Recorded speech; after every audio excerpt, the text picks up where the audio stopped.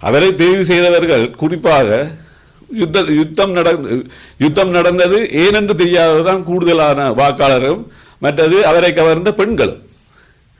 சட்ட வல்லுநரோட கதைச்சு சொல்றது பொய் தானே பட்டதாக சொன்னார்.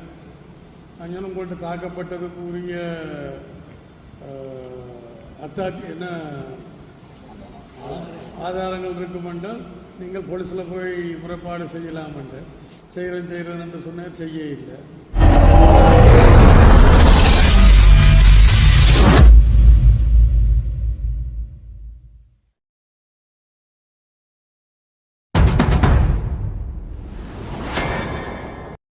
யாழ்ப்பாணம் கிளிநொச்சி மாவட்ட பாராளுமன்ற உறுப்பினர் ராமநாதன் அர்ச்சுனா சுயேட்சையாக போட்டியிட்டு மக்கள் ஆதரவினால் பாராளுமன்ற உறுப்பினராக தெரிவு செய்யப்பட்டார். இவருடைய பாராளுமன்ற உறுப்பினராக இவர் தெரிவு செய்யப்பட்டமை தொடர்பாக அவதூறான கருத்து ஒன்றை அகில இலங்கை மக்கள் எழுச்சி கட்சியின் தலைவரும் வர்த்தகருமான அருள் ஜெயேந்திரன் தெரிவித்துள்ளார்.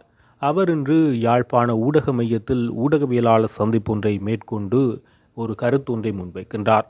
அதாவது, அர்ச்சுனா ராமநாதனை பாராளுமன்ற உறுப்பினர்களாக உருவாக்கியவர்கள் யுத்தம் தொடர்பான அறிவு இல்லாதவர்கள், யுத்த காலத்தில் அவர்களுடைய பங்களிப்பு இல்லாதவர்கள், அத்துடன் அவருடைய ராமநாதன் அர்ச்சுனாவினுடைய நடிப்பு காரணமாக கவர்ந்தெழுக்கப்பட்ட பெண்கள் காரணமாகவே இவர் பாராளுமன்ற உறுப்பினராக தெரிவு செய்யப்பட்டுள்ளதாக அவர் குறிப்பிட்டுள்ளார்.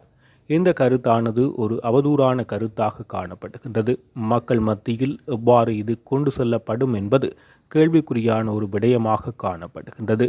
என்னவாக இருந்தாலும் ஜனநாயக ரீதியான தேர்தலூடாகவே ராமநாதன் அர்ச்சுனா தெரிவு செய்யப்பட்டுள்ளார். அவருக்கென ஆதரவாக வாக்களித்த வாக்காளர்கள் ஏதோ ஒன்றை அவரிடம் எதிர்பார்த்ததன் காரணமாகத்தான் நிச்சயமாக அவருக்கு வாக்களித்திருப்பார்கள். எனவே இவ்வாறான கருத்துக்கள் என்பது நிச்சயம் மக்களிடையே வெறுப்புணர்வை ஏற்படுத்துவதாக அமையும் என்பது குறிப்பிடத்தக்கது. நான் அருள் ஜெயேந்திரன், அகில இலங்கை மக்கள் எழுச்சி கட்சி சார்பாக இன்று எனது கருத்துக்களை தெரிவிக்க வந்துள்ளேன். வைத்தியர் அர்ச்சுனா என்ன செய்கிறார்? அதாவது சாவச்சேரிய வைத்தியசாலையை பற்றி சொல்லி அது சிறந்த விடயம்தான்.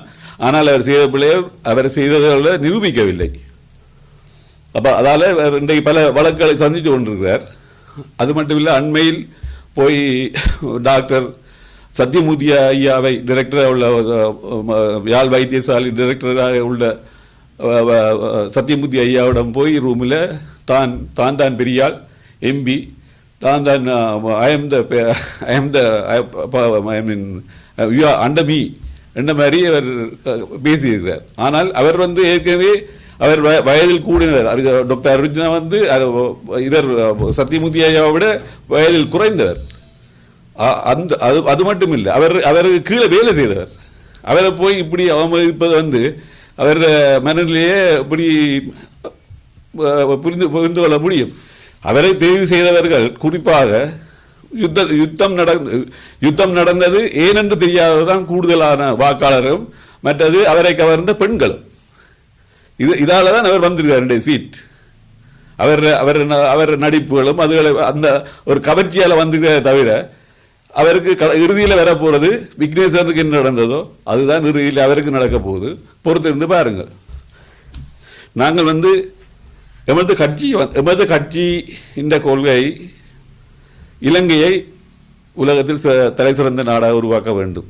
முதலில் அதை நாங்கள் செய்வதற்கு வடமாகாணத்தை எமது கட்சியிடம் ஒப்படைத்தால் 5 வருஷத்தில் வடமாகாணத்தை சிங்கப்பூராக மாற்றுவதற்குரிய வேலை திட்டங்கள் எம்மிடம் உள்ளது, செஞ்சு காட்டுவோம். நான் சும்மா வெட்டி பேசுவதற்கு இங்கே வரவில்லை. எனக்கு அரசியல் செய்ய வேண்டிய அவசியம் இல்லை. இது உணர்வு, தன்னால் உணர்வால் தான் அரசியலுக்கு வந்துள்ளேனே தவிர இந்த அரசியல் நடத்தி நான் பிழைப்பு நடத்த வேண்டிய அவசியம் எனக்கு இல்லை.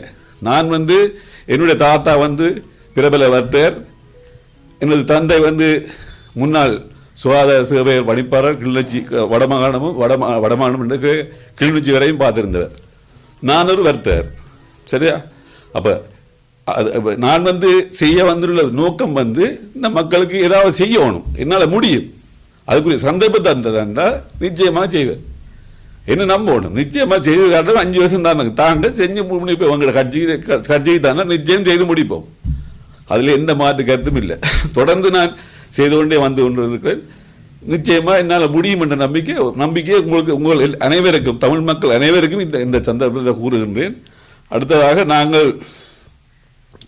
நாங்கள் வந்து இப்போது கட்சி என்பிபி என்ற கொள்கையும் எமது கட்சியின் கொள்கையும் ஏறத்தாழ ஒற்றுமையாக உள்ளதால் நாங்கள் அவர்களோடு சேர்ந்து பயணிப்பதற்கு முடிவு செய்துள்ளோம். எமது கட்சி அதற்குரிய வேலைப்பாடுகள் நடந்து கொண்டிருக்கிறது. எங்களோட கட்சியின் கொள்கையை நாங்கள் அவரோட பேரம் பேசி எங்களோட கொள்கைகளை அவர்கள் ஏற்றுக்கொண்டார்கள் என்றால் இணைந்து செய்யப்படுவோம், இல்லாட்டி தனித்தே போட்டியிடுவோம். இதுதான் இது நான் சொல்கிறேன். அடுத்த வந்து இந்த அமெரிக்க ஜனாதிபதி வந்து இன்று ட்ரம்ப், அவர் ஒரு பிற வர்த்தகர். ஆகவே நானும் ஒரு வர்த்தகர்களுக்கு தான் மிக குறிப்பாக கூடுதலாக வர்த்தகர்கள் தான் இந்த எப்படி இந்த நாட்டையோ ஊரையோ இல்லாட்டி வீட்டையோ எப்படி அபிவிருத்தி செய்யலாம் என்ற அறிவு கூடுதலாக வர்த்தகர்கள் தான் உண்டு. நானும் ஒரு வர்த்தக முறையில் நிச்சயம் என்னால் செய்து முடிக்க முடியும் என்று கூறி விடைபெறுகிறேன். நன்றி, வணக்கம். அவர் அப்பப்போ தன்னுடைய கருத்துக்களில் என்னுடைய பேரும் இடையில சொல்கிறார். ஏன்னா இந்த நாடாளுமன்றத்தில் சிறப்புரிமை இருக்கிறபடியினால் நான் அது சம்பந்தமான நடவடிக்கை எடுக்கிறத பற்றி யோசிக்க இல்லை. நான் இனி சட்ட வல்லுநரோட கதைச்சு சொல்கிறது பொய் தானே. அவருடைய பிரச்சனையில் உங்களுக்கு தெரியும், சாவகச்சேரி இந்த பிரச்சனை என்னுடைய கவனத்துக்கு வந்த நேரத்தில் நான் அங்கே போனேன். இப்போ இந்த நிலைமையில் பார்த்துட்டு அவர்கிட்ட சொன்னேன், அமைதியாக இருங்க, நான் அலுவலை பார்க்குறேன்னு. இப்போ தாக்கப்பட்டதாக சொன்னார். அங்கே உங்கள்கிட்ட தாக்கப்பட்டதுக்குரிய அத்தாட்சி என்ன ஆதாரங்கள் இருக்குமென்றால் நீங்கள் போலீஸில் போய் முறைப்பாடு செய்யலாமென்று. இல்லை, சாவச்சேரி போலீஸில் செய்ய முடியாதுன்ற. அப்போ நான் சொன்னேன், போலீஸ் அதிபரோட கதைச்சு அவர் இருக்கிற கொழும்பில் இருக்கிற இந்த இடம் வெளிக்கடை போலீஸில் கதைச்சு அந்த ஓய்ஸோட கதைச்சு அங்கே போய் முறைப்பாடு செய்ய சொன்னேன். நான் செய்கிறேன்னு சொன்னேன், செய்ய இல்லை. அதே நேரத்தில் அவரை திருப்பி அங்கே பதவியில் மீண்டும் அமர்த்துறதா இருந்தால் அவரோட இந்த வைத்தியர்களும் வேலை செய்கிறதுக்கு தயாராக இல்லை என்ற எனக்கு சொல்லப்பட்டது. அப்படின்னா அவர்கிட்ட கேட்டேன், உங்களோட எத்தனை பேர் வேலை செய்யணும்னு 18 19 பேருன்னு சொன்னார். நான் ஒரு ஆள்கிட்ட பேரே நம்பர் இருந்தாங்க, நான் கதைக்கிறேன் என்றேன். 2 பேரும் எனக்கு தெரியல. அப்போ எந்த வைத்தியர்களும் தாங்கள் அவரோட சேர்ந்து வேலை செய்ய முடியாதுன்றதான் என்னுடைய கவனத்தை கொண்டது. விசேஷமாக இந்த GMOA, அதாவது சட்ட அரச வைத்திய அதிகாரிகள் சங்கம் அதில் ரொம்ப தீவிரமாக இருந்துச்சுன்னா அவன்கிட்ட கேட்டுச்சுன்னா நீங்கள் இதில் தலை போட வேண்டாம்ன்ட்டு வினியமாக கேட்டுக்கொண்டுச்சுன்னா நான் வந்து சரிபுல இப்போ நீங்கள் அதுக்கு தலை போடுறீங்களா இல்லையான்றதை விட சரிபுலையத்தான். யாரும் அவரோட வேலை செய்கிறதுக்கு தயாராக இல்லை என்ற நிலையில் இருக்கல. அப்போ நான் என்னென்று அந்த பிரச்சனையை தீர்க்கிறது. அப்போ நான் அவர்கிட்ட கேட்டால் பொறுமையாக இருந்து கொள்ளுங்க, பார்க்கலாமன்றதான் சொன்னது. தற்போது அவர் வடக்கு மாகாண முதலமைச்சராவதற்கு தனக்கு இது இருப்பதாக சொல்லிக் கொண்டிருக்காரு. மக்கள் நான் தீர்மானிக்கும். ஒவ்வொருவரும் சொல்லிட்டு போகலாம். முன்னாள் விக்னேஸ்வரன் ஐயான்னு சொன்னவர் வந்தார் போனார். வேறு ஆக்களும் பலரும் சொன்னவர் இவரும் சொல்கிறார். மக்கள்லாம் தீர்மானிக்க. உங்களுடைய எதிர்கால திட்டங்கள், அரசியல் கட்சி, உங்களுடைய கட்சியின் நிலைப்பாடு, உங்களுடைய நிலைப்பாடு, தேர்தல் போட்டியிட சம்பந்தமாக எந்த மாற்றமும் இல்லை. எங்கள்கிட்ட கட்சி கொள்கையை நாங்கள் முன்னெடுக்கிறதுக்கு எங்களால் முடிஞ்ச சகல விதமான நடவடிக்கையிலும் நாங்கள் முன்னெடுப்போம்.